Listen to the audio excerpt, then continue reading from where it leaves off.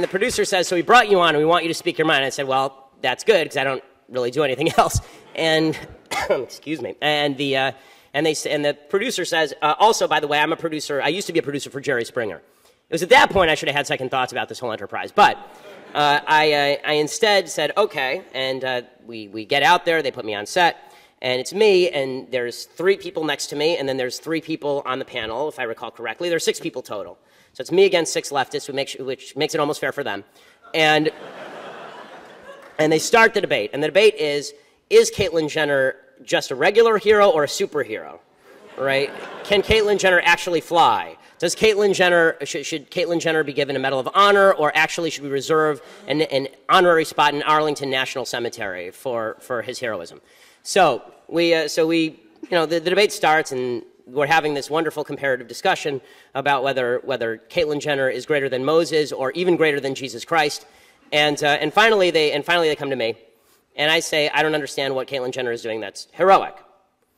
And I neglected to mention one part of the story. The person they'd sat next to me, because Jerry Springer producer, the person they'd sat next to me was a transgender woman named Zoe Tur, who used to be Bob Tur, who outweighed me by about 30 pounds and had a voice at least an octave lower than mine. So we're having this discussion, and I say, I don't understand what's so heroic about what Caitlyn Jenner has done. And he says, you don't know anything about genetics, little boy. And I said, well, I know enough to know that every cell in Caitlyn Jenner's body has a Y chromosome in it, with, ironically, the exception of some of his sperm cells. And he says, well, you really don't know anything about genetics. They just keep repeating this, little boy, you don't know anything about genetics. And finally I said, well, what are your genetics, sir? And it was the sir that set him off.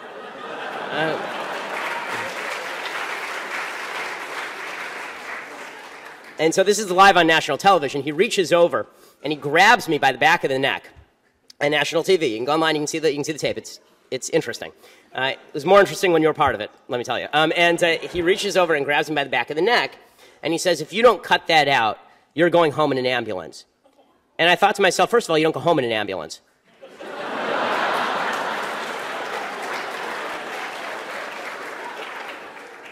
But what I said was, that seems mildly inappropriate for a political conversation.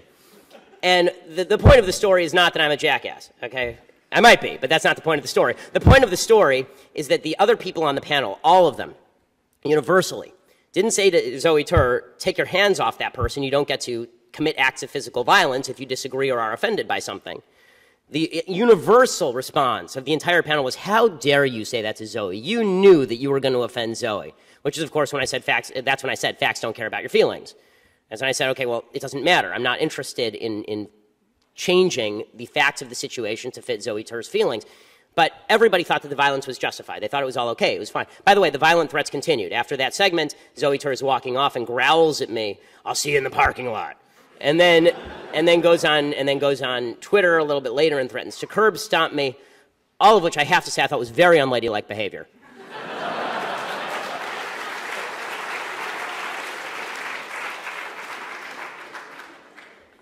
But the idea here is that I had microaggressed, and therefore I was to be met with macroaggressions. It was so terrible. Whatever I'd said, the word, like, I was brought up to believe that you say sir to men and you say ma'am to women, and he was a biological man, so I was going to call him sir.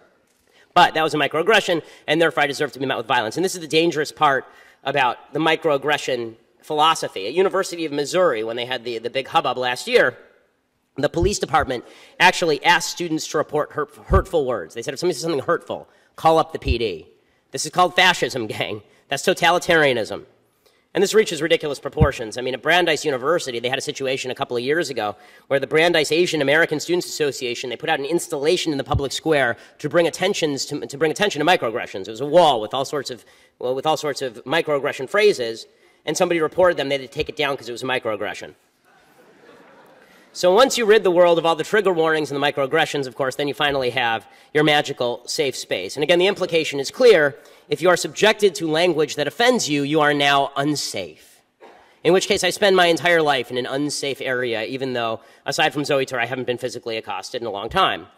You require the protection with men with guns. If people disagree with you, you require segregated areas. At University of Missouri, the black students actually dictated that none of the leftist white students be allowed to protest next to them because it violated their segregated safe space, to which the KKK said, awesome, separate and also equal, fantastic. Safe spaces are safe in the way that the Matrix is safe. It's wonderful and it's happy until you realize it's all fake, and society doesn't actually operate by these idiotic rules, and that these ridiculous, stupid rules actually make you into a person who does nasty things. Take, for example, someone that I'm sure some of you know, a girl named Geraldine Luther. The girl who was caught on video shrieking like an insane nut job at Nicholas Christakis.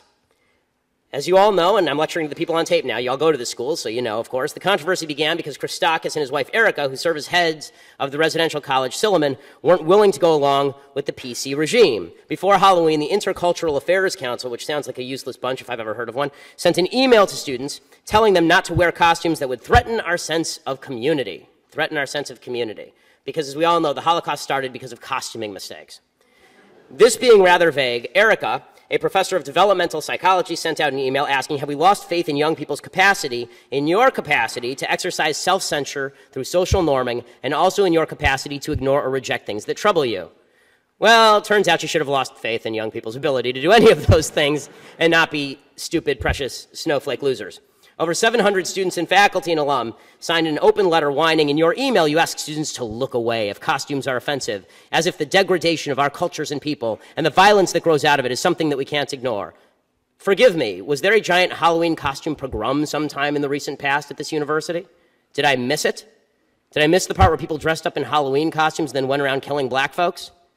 Like really, when was this time that the violence that grew out of Halloween costumes was super threatening to minorities on this campus? Seriously, maybe I missed it. So Nicholas went outside and he encountered 100 students in the residential college quad, and the intrepid social justice warrior Luther confronted him, and there she screams at him and told him it was his job to create a place of comfort for students as though she was a small child needing a nap.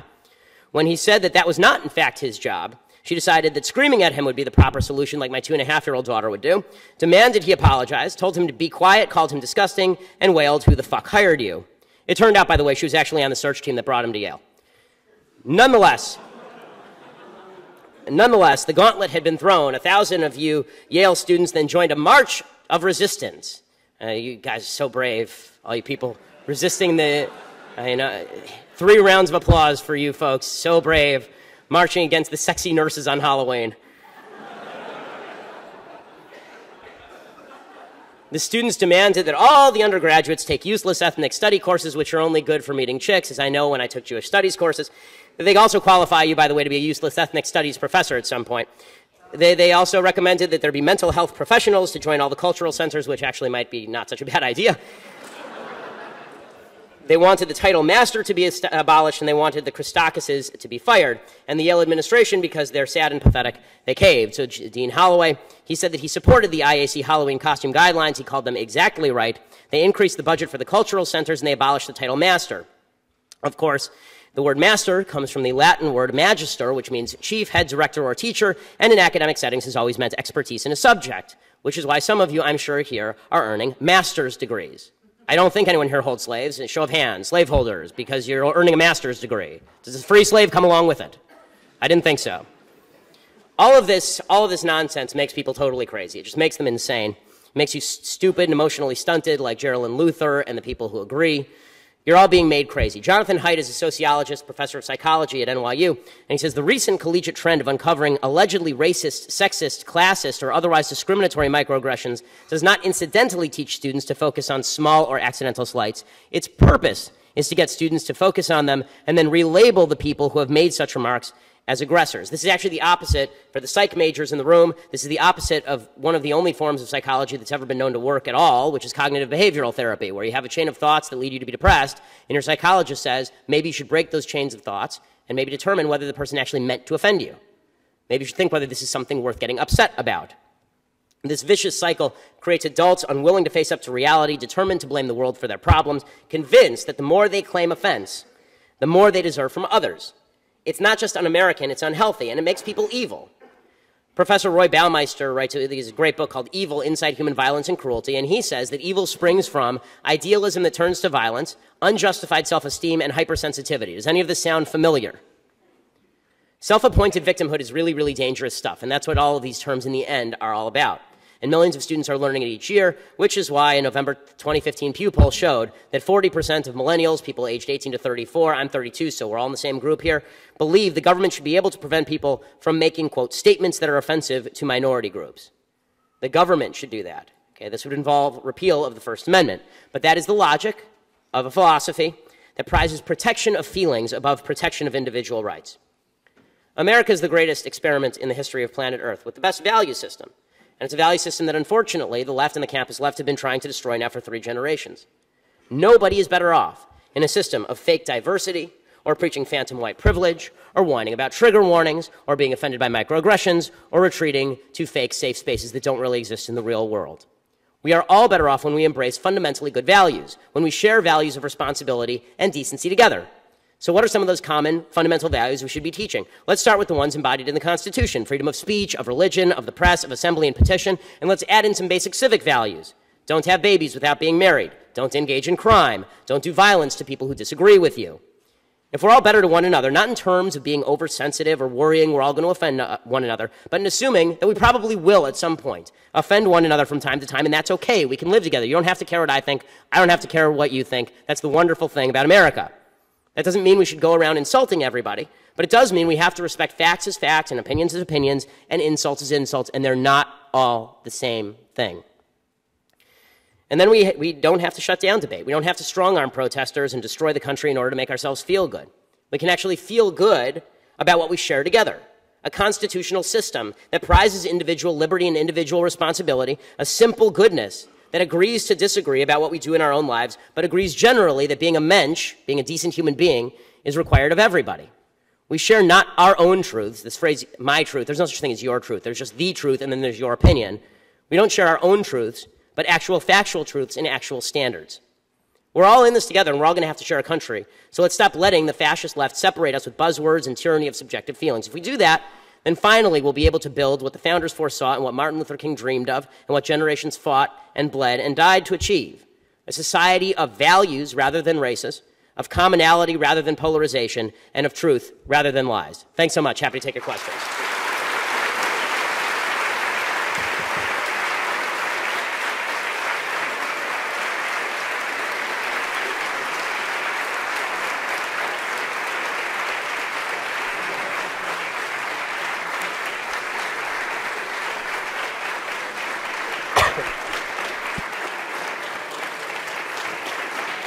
Thank you.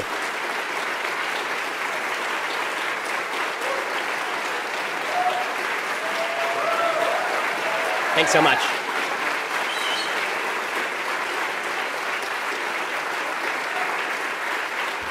All righty. Well, thank you. I appreciate it. All right, we're gonna take some questions, and my only rule, you guys will handle the questioning, but my rule is if you're left, you get to go first, because it's more interesting and more fun. Do you dare? Hi. Hey, how's it going? Is this on? Okay. Why are you doing this? Is it for fame? I don't understand. This being... I'm asking, why do you give these lectures and say these things? Is it because it's going to make you more famous? No. If I wanted to be more famous, then I'd write a TV show and take off my pants. I mean, no, the purpose of giving these lectures is to speak basic truths to generally crowds of people who either disagree with those basic truths. I encourage more leftists to come to my lectures, and also to arm people who believe in truth with facts that they can use to combat lies. That's the purpose of the lectures. Also, I get paid.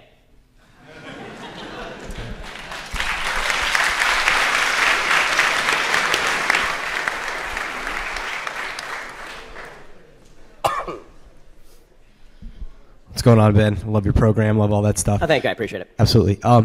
I think as kind of a millennial conservative, constitutional conservative, one of the biggest threats and one of the hardest things to respond to from people on the left is when they talk about the utopia of the Nordic countries, because they are oftentimes armed with a lot of facts in regards to the efficiency of their public programs and things to that effect. So how would you recommend responding to those claims of the utopianism of the Nordic countries? Okay, so the first thing that's important to notice about the Nordic countries is that the Nordic countries are, by and large, extraordinarily ethnically homogenous. So they're not comparable in terms of and culturally homogenous as well.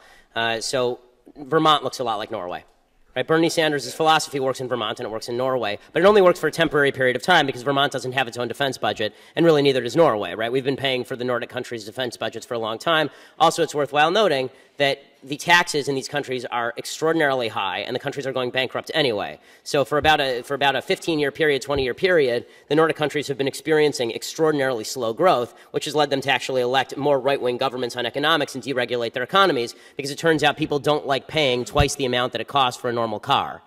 Right? The income tax rate in places like Denmark for middle-class people, not for upper-class people, for middle-class people is like 60%. So, it's easy for students to say 60% sounds good, but you all go to Yale, which means that eventually you'll have a job that pays you enough that you'll be paying a high percentage of your income in taxes, and it ain't that much fun.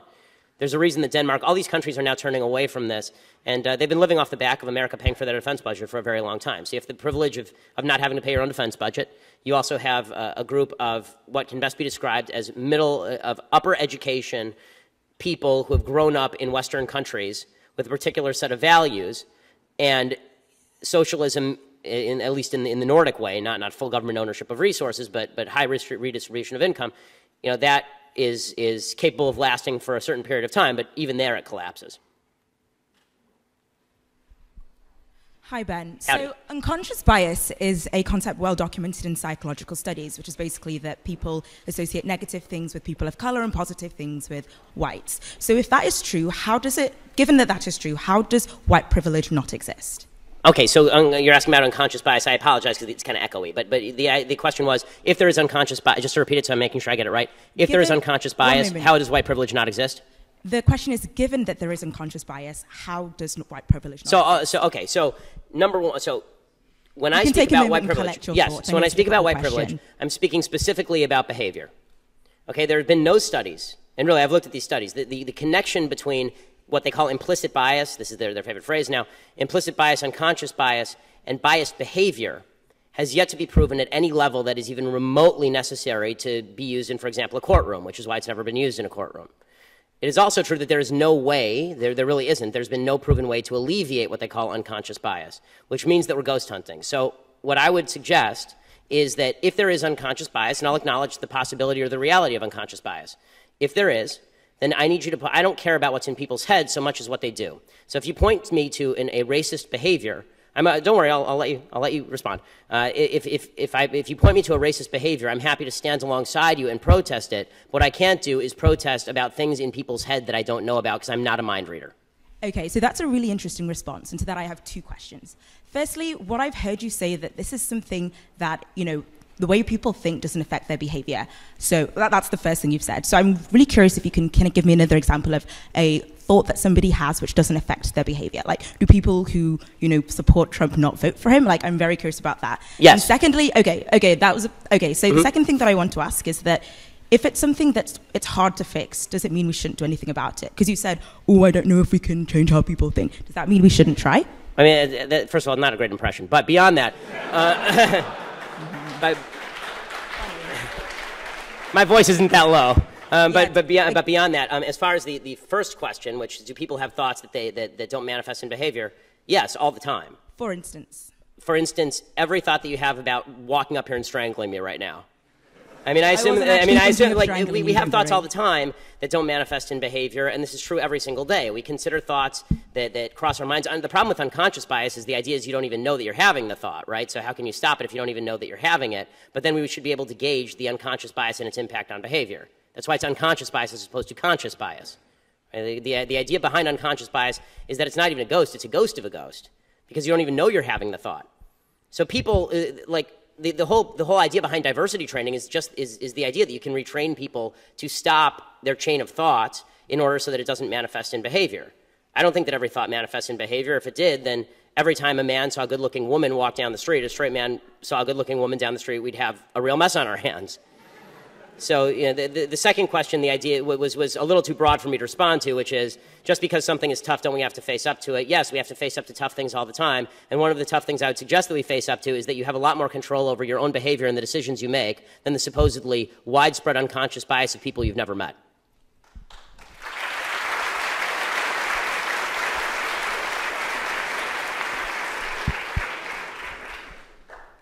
Hi. So you spoke a bit about the the boost and the negation of the SAT scores that black applicants may receive with comparison to Asian people or in comparison to white people. Yeah, I spoke about the Princeton study, correct. And you also spoke about how there is not an equality of outcome in this nation. So with regard to this... No, there is inequality of outcome. Yeah. There's no inequality of opportunity, yes. Yes. In the sense that there's no government obstacles. They're inequality, just to clarify before you finish the question, I promise, I'll let you finish. When I say there's no inequalities of opportunity, I obviously don't mean that we are all equally situated. I will never be an NBA basketball player. It's never going to happen. Although I could probably make the Lakers roster, they're that bad, but go ahead. Given that you contend that there is an equality of opportunity in this nation, do you think it is right for the government to pursue, or like for federal cases to say that in some cases policies like affirmative action targeting certain ethnic groups are correct, and doing this, does it acknowledge white privilege, or do we should just leave this sort of policies totally out even though there is inequality of outcome? No. So my answer about affirmative action and government policies that are meant to rectify these inequalities of outcome, no, I'm very much opposed to those. If you have two people who have equal SAT scores, and one of them happens to have had a bad childhood with obstacles to overcome, and one happens to have grown up in a very rich household, then that's an actual factor that has to be taken into account. But if somebody gets an SAT score that's 200 points below somebody else, and the only differentiating factor is their race, that's racism.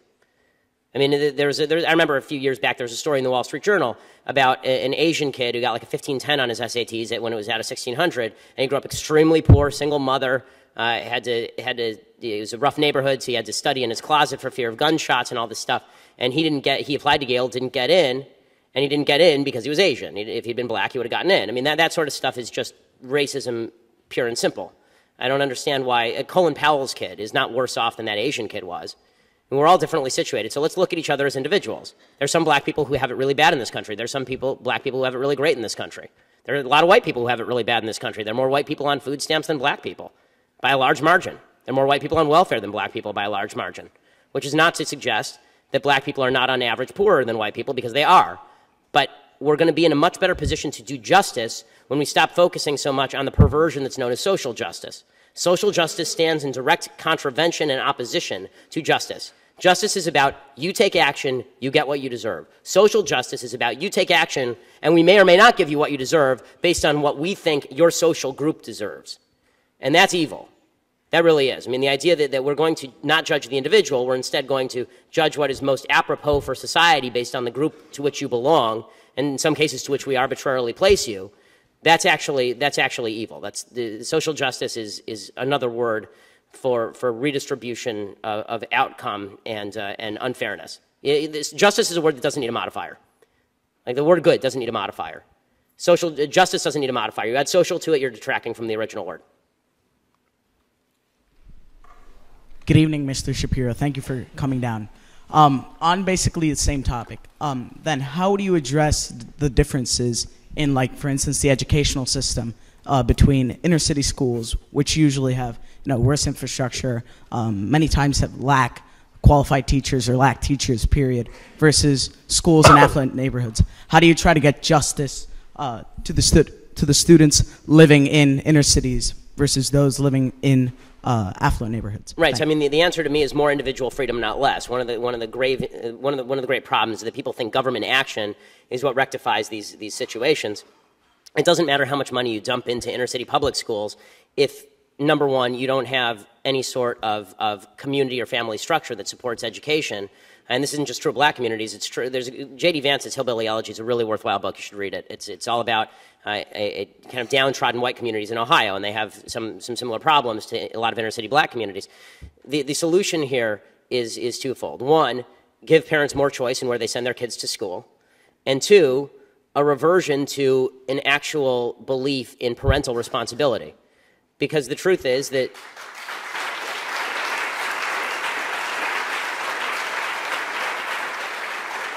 the idea that kids are failing in the inner city because they just have bad teachers isn't true. I mean, if you've ever met the teachers in the inner city, some of them are wonderful. Right? They're really doing the best they can, I think. I think the bigger problem that you have is when you have broken families and you have people who are not inculcating the value of education, and when you have people who are saying to young people, and this is true all over the country regardless of race, this is one of my problems with this election, is I think all of the candidates in their own way are basically saying, you're a victim of the society, so individual responsibility no longer devolves to you. If you actually have parents saying to their own kids, okay, I expect you to do well. I expect you to get an education. It's not a suggestion, it's an expectation that you're going to work hard. Then there really is, that's the only way that this is ever going to get solved. Parents are I have my own kids. I'm the one, in the end, even if there are no, I'm not going to send my kid to public school. I'm going to send my kid to private schools because the public schools in my area are a failure. LAUSD spends about $10,000 per student per year, and it's the worst school district in America. I'm going to send my kids to private school, but even if there were no private schools available, my job is educating my kids, just like my job is feeding my kids. My job is to take care of my kids. If I do nothing else in my life, taking care of my kids is my sole responsibility, and people who fail to recognize this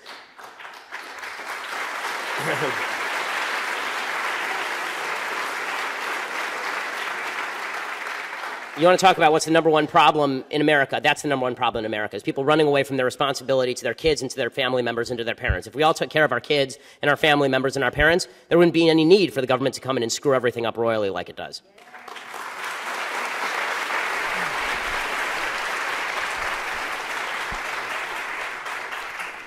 Hi, Ben. I'm not a Yale student, but I'm down here because I was interested in the presentation. The question I have is related to affirmative action, and it's a topic that I don't think is discussed often. And the topic is such that, you know, me seeing affirmative action at universities and in the workplace, I work for the state of Connecticut where we have an affirmative action department, and some of the hiring is based upon race. And the thing I don't hear discussed is basically the downside of this being that, you know, for myself, anytime I'm looking at people maybe applying for jobs or getting things, or me selecting a physician or a lawyer or something, this question is coming to my mind, and I don't think it's fair for me to have this in my mind, but it's like, well, are they where they are because of some policy like affirmative action? Is that how they got to be where they were, or are they really qualified, whether it's a pilot, a lawyer, anything like that? And this is a thing I think a lot of people have in their minds, is they're not sure nowadays if people are getting where they are because they got some, you know, privilege because of their race, or they really worked for it. And you know, that's something in the back of my mind and other people I talked to, and I wanted your opinion on that. Well, I mean, I think obviously that's true. I mean, if there are programs that benefit a particular group of people at the expense of another group of people are going to wonder whether the beneficiary group got there through merit or whether they got through because of a specific program. I mean, that's just normal human response. You know, does that mean that the person actually got there not because of merit? Of course not, and that's not what you're saying. But that question is an open question. I mean, obviously, if you know that some people in a particular group got 5 points extra on a test, you don't know which of those people got 5 points extra on the test. I'll also say that affirmative action, which I'm against all the way across the board, it becomes particularly counterproductive in the realm of public sector contracts. When you're talking about the government hiring people with lower standards because of their race, I don't care what the race is of the fireman who saves me. I just care that he's able to carry my fat rear out the back door. And you know, I think that the government shouldn't be in the business of trying to rectify all of history's injustices. The government should be in the business of trying to find the best people for the job, since I'm a taxpayer and I pay those people's salary.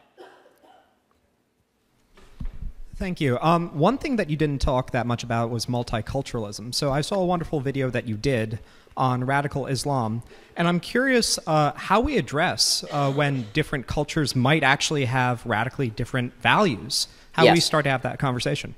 Well, I mean, the first thing you have to do is be honest about that. I mean, this idea, and it's promulgated by right, left, and center, that everybody down deep has the same values. I mean, it's in the Declaration of Independence, the idea that these truths are self-evident. I mean, sorry to break it to everybody, the truths are not self-evident. If they were self-evident, then everybody would have them. Right? If they were self-evident, every country would have a Declaration of Independence. They're an outgrowth of a specific Judeo-Christian culture that grew into an Enlightenment, which grew into the Declaration of Independence. The idea that everyone around the world wants the same thing is actually significantly disrespectful to people from different cultures who have different priorities.